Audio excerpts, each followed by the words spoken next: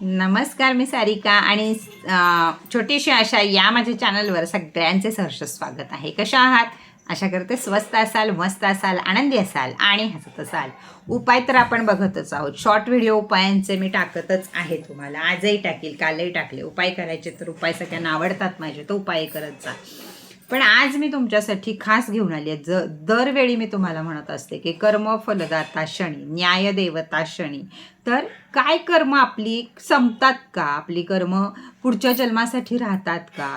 आकाशी tarot card reading हे त्यासाठीच आपलं असतं की माझा त्याचा वर्षाचा कोर्स झाला आहे की बाबा मागच्या जन्मीचा आत्ता आपण भोगतोय का? कधीचं भोगतोय? काय आपलं चाललंय म्हणून आपले दिवस असे येत आहेत. ग्रह सितारे सोडून सुद्धा आपल्यावर का असे दिवस येतात, या सगळ्याचं एक गोष्ट तुम्हाला मी आज सांगणार आहे. गोष्ट व्यवस्थित ऐका, म्हणजे तुमच्या लक्षात येईल की ताईला काय तुम्हाला सांगायचं आहे. प्रत्येक घराघरातली गोष्ट आहे, प्रत्येक माणसाची गोष्ट आहे. प्रत्येक माणूस हा पुण्य पाप सगळंच करत असतो. आपल्याला वाटतं आपण काहीच पाप केलं नाही आहे, पण काही वेळेला या जन्मी खरोखर आपण काही पाप करत नाही. पण त्यावेळी का पाप करत नाही आपण, तर मागच्या जन्मीचं पाप आपलं एवढं असतं की त्यासाठी परत जन्म दिलेला असतो देवानं, या जन्मी फेडत बस म्हणून.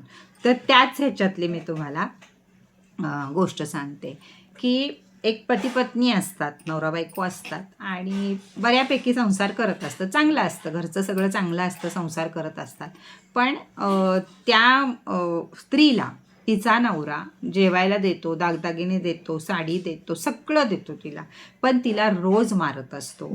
रोज तो दारू पिणार आणि रोज तिला मारणार. हा कार्यक्रम तिचा 3-4 वर्ष चालू असतो. शेवटी ती कंटाळती. ती महिला रोज सत्संगला जात असते, रोज देवाची पूजा करते, घर स्वच्छ ठेवते, स्वतः स्वच्छ राहते, सांज दिवा लावती, म्हणजे जेवढं लोकाला मदत करते, भरभरून हातानं सगळ्यांना दान करते, एवढी ती चांगली असते. पारायण करत असते, जपमाळ करत असते, मेडिटेशन करत असते, सगळं करत असते. सगळा दिवस तिचा चांगला जात असतो. पण संध्याकाळी नवरा तिला रोज मारझोड करणार म्हणजे करणार. शेवटी ती 3-4 वर्षानं या रोजच्या रुटीनला कंटाळती की मी देवधर्म करते, मी सगळं करते, मी माझ्या हातनं चुकून सुद्धा पाप घडू देत नाही आहेत, मी चिमण्या पाखरांना खायला घालते, मुंग्यांना खायला घालते, ज्याला भूक लागली त्याला पाणी देते, तहान लागलेल्याला पाणी देते, भूक लागलेल्याला अन्न देते, असं सगळं माझं मी करते, तरी पण हा माझा नवरा मला असा का मारतो, मी कुठं चुकते. म्हणून जंगलामध्ये एक साधू आलेले असतात आणि ते सगळ्यांना सगळं सांगत असतात आपलं असं. तर तिला कळतं, म्हणून ती तिथं जाते आणि सांगते की महाराज, की मला सगळं आहे, माझं नीट आहे, पण माझा नवरा मला रोज रात्री मारतो. काय माझं चुकतंय? काय माझं चुकतंय? मी एवढा दानधर्म करते, मी एवढं सगळं करते, तरीही मला रोज नवरा मारतो. माझं काय चुकतंय? गुरुजी तिला महाराज तिला विचारतात, तो तुला जेवायला देतो? ती म्हटली हां देतो. तर मग सगळं ठीक आहे, तू जा घरी. घरी जाते, तिला वाटतं की महाराजांनी काहीतरी केलं असेल, त्यामुळे आता नवरा सुधारला असेल आपला, पण नाही, पुन्हा तोच मार, सगळं तेच. परत वर्ष ती तसंच काढते. परत तिला त्या गुरुजींचा राग येतो, महाराजांचा राग येतो आणि ती पुन्हा एकदा जंगलामध्ये जाते आणि परत एकदा गुरुजींना तेच विचारते की माझं काय चुकलंय, मी काय कर्म वाईट करते म्हणून मला कर्म फळ भोगायला असं लागतंय का? माझा नवरा मला मारतोय. गुरुजी पुन्हा विचारतात तिला की तो तुला जेवायला देतोय? तर ती म्हणते हां देतोय, जेवायला चांगलं देतो, जेवणाबद्दल काहीच नाही आहे. मग म्हणतात ठीक आहे, मग तू जा. परत जाती, परत 2 वर्षानं नवरा तिचा हात मोडतो अक्षरशः, मारून मारून हात मोडतो. त्या दिवशी मात्र तिला ते थांबवत नाही की ती परत जाते गुरुजींकडं आणि म्हणते मी गेली 5-6 वर्ष तुमच्याकडे येते आणि तुम्हाला माझी तक्रार सांगते, मी श्रद्धा ठेवते तुमच्यावर की तुम्ही काहीतरी कराल, मंत्र आणि माझा नवरा सुधारेल आणि मला मारझोड करणार नाही. तर पण काहीच फरक पडत नाही आहे. तुम्ही दरवेळी एकच प्रश्न मला विचारताय, त्याचं उत्तर मी देते आणि तुमच्यावर भरोसा ठेवून घरी जाते आणि परत मार खाते. आज माझा हातसुद्धा तोडला आहे त्यानं. तर काय माझं चुकतंय हे मला सांगा, त्याशिवाय मी आज इथनं जाणार नाही. आणि धाय मोकळून रडायला लागते की का माझ्या नशिबात असे, का माझा नवरा मला मारतो, मी एवढा देवधर्म करते, सत्संग करते, भजन करते, आरती करते, दिवे लावते, दानधर्म करते, उपास तापास करते, व्रत पारायण सगळं करते, पण मग मला हे दुःख का माझ्या नशिबाला आहे. त्यावेळी मग महाराज त्याला शांत बसतात 10 मिनटं आणि तिला सांगतात की बाबा ऐकायची तयारी असेल तुझी तर तुला सांगतो. ती म्हणती सांगा, जे काही आहे ते मी ऐकायला तयार आहे. त्यावेळी गुरुजी किंवा महाराज तिला सांगतात की मागचा जन्मी तू सावत्राई होतीस आणि तुझा आत्ताचा नवरा आहे तो तुझा मुलगा होता, म्हणजे सावत्र मुलगा होता आणि तू सावत्र आई होतीस. त्यावेळी तू त्या मुलाला बेदम ठोकायचीस, मारहाण करायचीस, खायला द्यायचीस, कपडा द्यायचीस, पण बेदम मारहाण करायचीच आणि त्याला खायला द्यायची नाहीस. खूप खूप दिवस त्याला उपाशी ठेवायचीस, खायला द्यायची नाहीस, मारझोड करायचीस आणि खूप दिवस उपाशी ठेवायची नाहीस, त्याला फाटके कपडे घालायला द्यायचीस. असं तू म्हणजे एक सावत्राई जे करती की त्या मुलाला बेदम बदडायची, त्या मुलाला उपाशी ठेवायची, त्या मुलाला काम करायला लावायची, त्या मुलाला चांगले कपडे घालायला द्यायचे नाही, असं एक सावत्राई वागती तसं तू त्या मुलाशी वागत होतीस. आणि देवानं तुमचा पुनर्जन्म नवरा बायको या स्वरूपात केला. त्यामुळं दोघं जण म्हणजे तुला तुझ्या कर्माची फळं आली. तू जरी आता त्याची बायको झाली असशील आणि सत्संगला जात असशील, सगळं करत असशील, पण मागच्या जन्मी तू जे सावत्रपणा त्या मुलाला दाखवलास तो मात्र तुला या जन्मी फेडावा लागत आहे. तू जेवढं त्याला मारलंस तेवढा तो तुला मारणार आहे. म्हणून मी तुला दरवेळी प्रश्न विचारत होतो की तुला जेवायला देतो का, तर तू त्या मुलाला जेवायला पण देत नव्हतीस, पण ते कर्म तुला आत्ता भोगावं नाही लागत आहे किंवा तो तुला कपडे देतोय घालायला.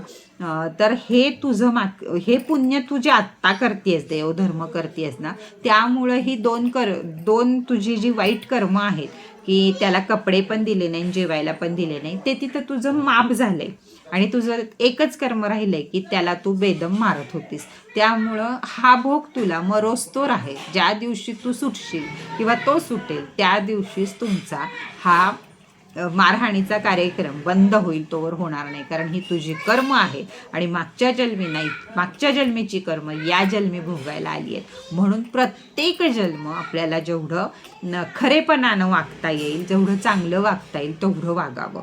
म्हणजे आपल्याला पुढच्या जन्म माणसाचं काय झालंय, राहूचं काय झालंय आता की सगळ्यात मोठा हे झालाय राहू काय करतो काय तर हरिनाम घ्यायचं नाही. राहूनं सांगितलं की मी कलियुगात काय माणसांना एवढं बिझी ठेवणार की त्यांना कुणाशी बोलायला वेळ नसेल. बोलायला वेळ असला तर राहू म्हणजे मोबाईलमध्ये चालू राहणार माणसं, पण हरिनाम घेणार नाहीत. तर ब्रह्माजींनी राहूला सांगितलं होतं की या काळामध्ये कलियुगामध्ये जेव्हा कलियुगामध्ये कोणताही माणूस हरिनाम करेल त्याच्या आसपास सुद्धा तू भटकायचं नाहीस. तू म्हटलायस ना करू देणार नाही, त्याच्या आसपास सुद्धा तू भटकायचं नाहीस. त्यामुळं मग ज्या राहूची दशा आली, जरी एखादा सात्विक माणूस आहे की तो व्यसन करत नाही, तो मांसाहार करत नाही, तो दानधर्म करतो, तो स्त्री पुरुष घरात भांडण तंडण सगळ्या गोष्टी चांगल्या करतो आणि हरिनाम घेतो, त्याच्यापाशी राहू येत नाही आणि आला तरी तो चांगल्या दोन ह्याच्यात राहू असतो. मी कायम सांगितलंय की राजा बनवतो आणि रंक बनवतो. तर ज्यावेळी ही माणसं अशी वागत असतात चांगली की तिथं मोबाईल सोडून किंवा दिवसातला काहीतरी अर्धा तास हरिनामासाठी देतात, देवाच्या नावासाठी देतात, त्यांना राहू काही करू शकत नाही. हे ब्रह्माजींनी घेतलेलं वचन होतं राहूकडनं.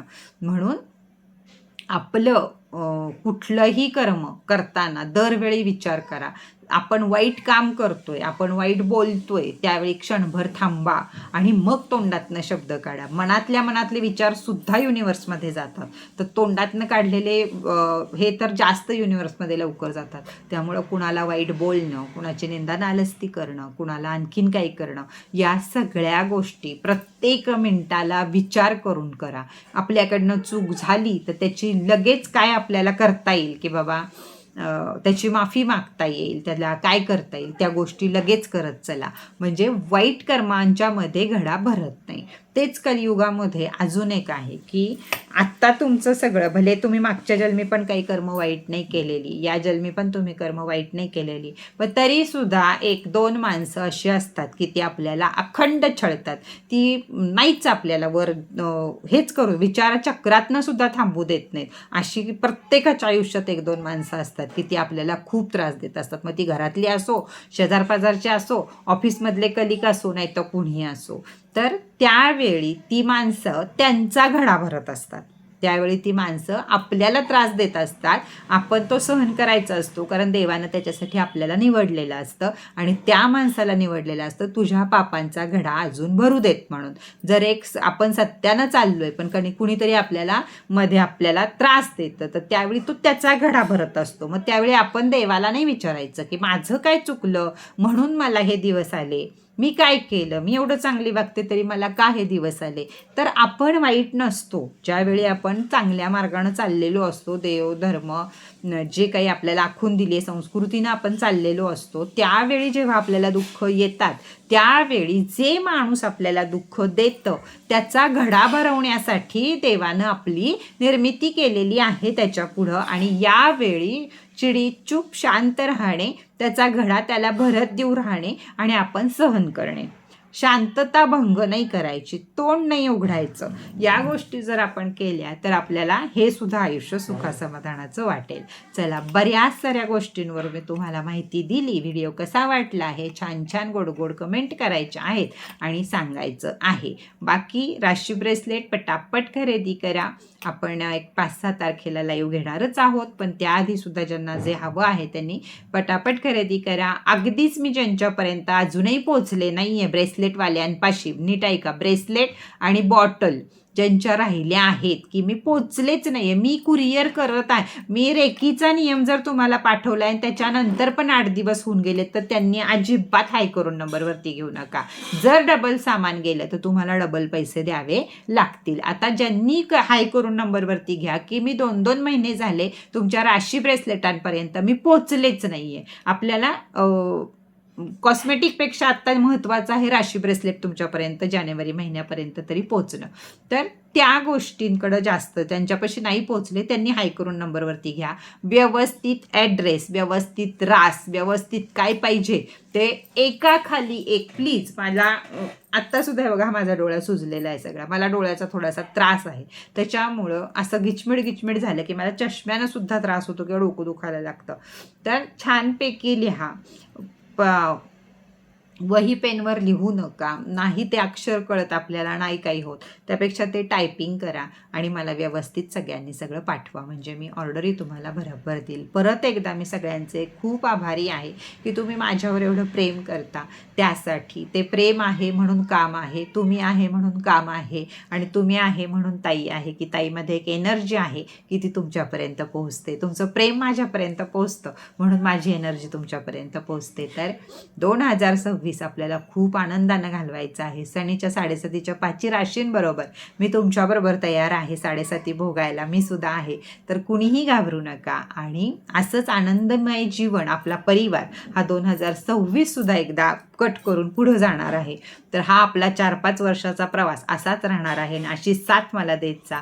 ज्यांना आवडत असेल त्यांनी लाईक, शेअर, सबस्क्राईब करा आणि बाकीच्यांपर्यंत माझा व्हिडिओ पोहोचवण्याचा प्रयत्न करा. तर चला, आजचा गोष्ट माहिती सर्व इथंच बास करूया. परत भेटूया नवीन माहितीबरोबर, नवीन व्हिडिओबरोबर. तोपर्यंत टाटा बाय बाय.